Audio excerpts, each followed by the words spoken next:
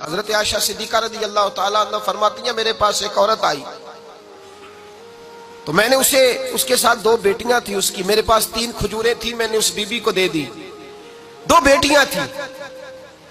اس عورت نے کیا کیا، میں دیکھ رہی تھی، ماں تھی نا اور بیٹیوں کی ماں تھی، اس نے پہلے ایک ایک کھجور دونوں بیٹیوں کے منہ میں ڈالی، اور پھر جو کھجور اس کے پاس بچ گئی میرا خیال تھا یہ کھائے گی، لیکن اس ماں نے اس کھجور کے 2 ٹکڑے کیے اور وہ بھی اپنی بیٹیوں کے منہ میں ڈالے۔ حضرت عائشہ صدیقہ فرماتی ہیں اس کا عمل اتنا حسین تھا،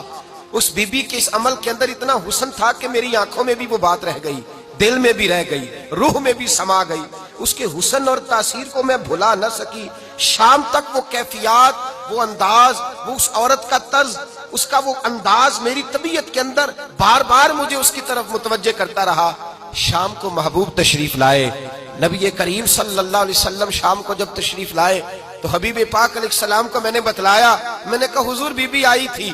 اس کا چہرہ بتا رہا تھا کہ بھوکی ہے، لگ رہا تھا کئی دنوں سے کھانا نہیں کھایا، 3 کھجوریں تھی ہی میرے پاس 3، 2 بیٹیوں کو دے دی، وہ کھا سکتی تھی، لیکن یا رسول اللہ صلی اللہ علیہ وسلم اس نے کھائی نہیں، وہ بھی کھجور 2 ٹکڑے کر کے بیٹیوں میں بانٹ دی ہے۔ حضرت عائشہ کہتی ہیں دیر تک حضور میری بات کو سنتے رہے،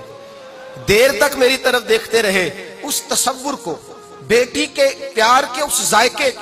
دیر تک محبوب محسوس کرتے رہے، اور پھر فرمایا عائشہ جو دنیا میں بیٹیوں کی وجہ سے آزمایا جائے گا، جب قیامت کا دن آئے گا تو رب اس سے حساب نہیں لے گا، بے حساب ہی جنت میں داخل فرما دے گا۔ اللہ پھر اس سے حساب نہیں لے گا جو بیٹی کے سبب سے آزمایا جائے۔ یعنی حضور نے باپ کو کہا کہ بیٹی کو مصیبت نہ سمجھنا،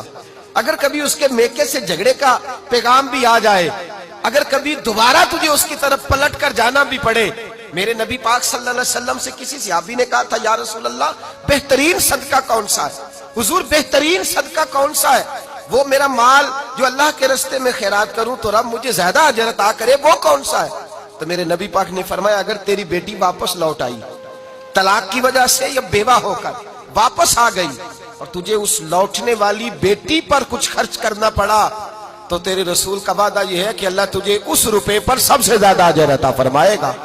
اس پیسے پر اللہ تجھے سب سے زیادہ۔ انہیں بوجھ نہ جاننا، ان کی آزمائشوں پہ پریشان نہ ہونا۔ گھر کبھی بیٹی کا پیغام آ جائے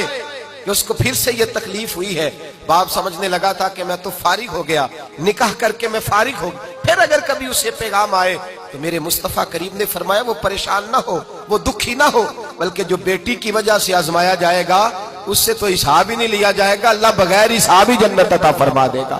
اتنا بڑا مقام، اتنی بڑی عظمت اور فضیلت اللہ کے رسول نے بیٹیوں کے ماں باپ کو عطا فرمائی۔